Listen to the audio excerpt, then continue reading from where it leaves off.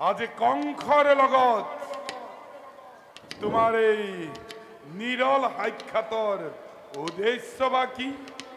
আজি আকৌ কংসৰ ওপৰত তুমি কি নতুন অভিযোগ আনিবলৈ আহিছা? কোৱা, শিক্ষে প্ৰকাশ কৰা। কম কম ৰাজা, নিঃসংকোচে নিৰ্ভীক চিত্তে মথুৰাবাসীৰ মৰ্মভেদী কাহিনী তোমাৰ আগত মই নিবেদন কৰিম। অৱশ্যে ফলাফল কি হ'ব মই বেছকৈ জানো। মোৰ নিজৰ সকলো গৈছে, সাতোটা শিশু সন্তান তুমি হেলা ৰঙে টেটু চেপি বধ কৰিছা। সেই বিষয়ে মই একো ক'বলৈ অহা নাই কংস। অত্যাচাৰী ৰাজা তুমি, তোমাৰ সহস্ৰ সৰ্বহাৰা প্ৰজাৰ দুখ দুৰ্গতি মই নিজ চকুৰে দেখি আহিছো।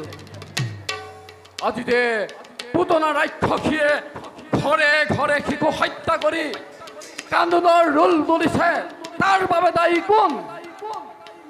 সুধিছো ৰাজা, তোমাৰ নিৰ্দেশতেই এই শিশু হত্যাৰ লীলা চলিছে, হয়নে? তুমি সেই শিশু হত্যাৰ প্ৰধান হোতা।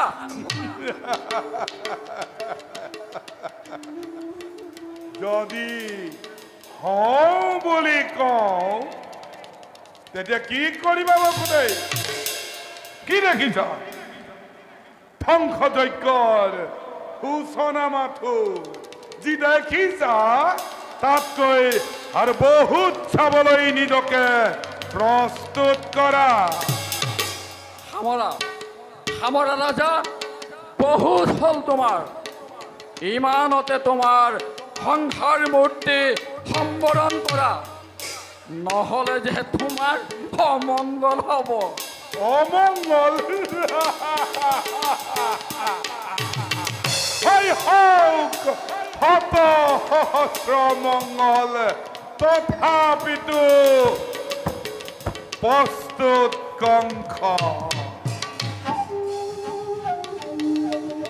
গকুল আৰু মথুৰাৰ প্ৰজাগণে পেটে পেটে কংসৰ বিৰুদ্ধে বিদ্ৰোহী হৈ উঠিছে।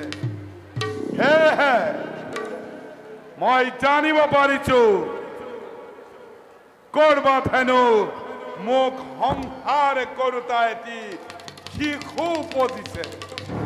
সেয়েহে গকুল আৰু মথুৰাত কিমান শিশুৱে জন্মগ্ৰহণ কৰিছে সকলোকে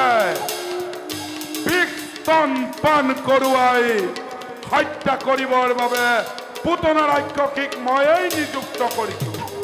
জন্মিব পাৰে কৰবাত তেনেকুৱা এজন শিশু, কিন্তু এজনৰ দুখত সহস্ৰজনে মূৰ পাতি ল'ব লাগে। তোমাৰ কোন বিধান মতে ৰাজা? গকুল আৰু মথুৰাৰ অপৰাধ কি?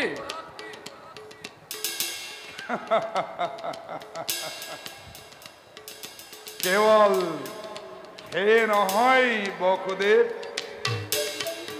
গকুল মথুৰাৰ প্ৰজাগণে যে পেটে পেটে মোৰ বিদ্ৰোহী হৈ উঠিছে, সেই বিদ্ৰোহী পক্ষৰ প্ৰধান নেতা তুমি বসুদেৱ।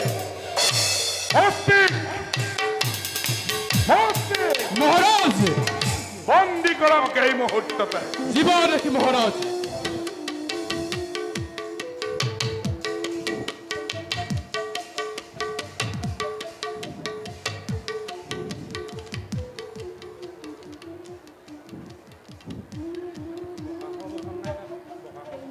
ভগ্নী দৈপকী কুটিবা বসুদেৱৰ লগত মোৰ অন্ধকাৰ পোতাহালৰ একে স্থানে।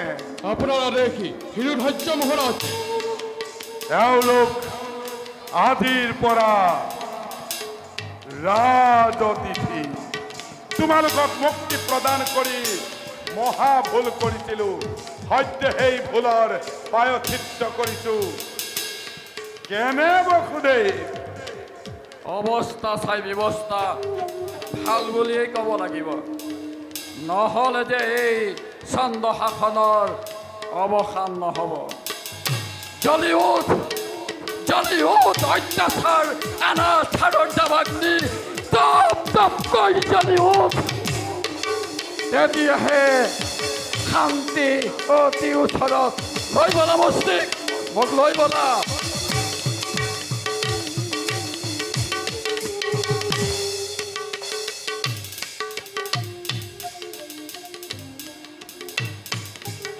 চতুৰ্দিশে কংসৰ শত্ৰু, চতুৰ্দিশে কংসৰ বিৰুদ্ধে গুপ্ত ষড়যন্ত্ৰ।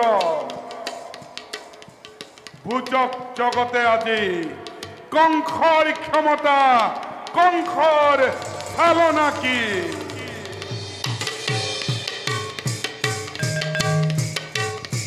মহাৰাজ কি সংবাদ? সংবাদ অতি ভীষণ মহাৰাজ। অসংখ্য শিশু হত্যা কৰি পুতনাবাই গৈছিল গোকুলৰ নন্দৰ ঘৰলৈ।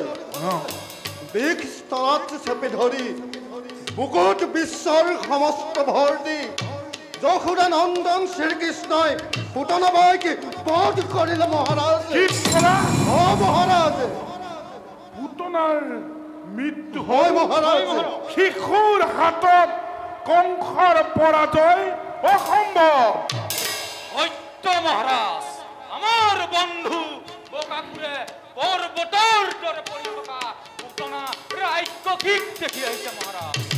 হয় মহাৰাজ, মই নিজ চকুৰে দেখি আহিছো। বাৰু হওক,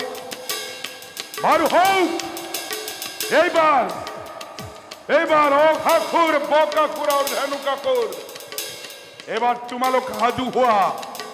চলেৰে হওক, বলেৰে হওক, কিংবা কৌশলেৰে হওক, সেই দুৰন্ত শিশুক বধ কৰিবই লাগিব। তাৰ বিনিময়ত এই স্বৰ্ণ মুকুট, মোৰ অৰ্থৰাজ্য, এই সিংহাসন, যি লাগে তাকেই পাবা। কোৱা, পাৰিবা? তেন্তে আৰু বিলম্বৰ নাই প্ৰয়োজন। মুহূৰ্ততে যাত্ৰা কৰা গোকুলৰ দিশে যোৱা।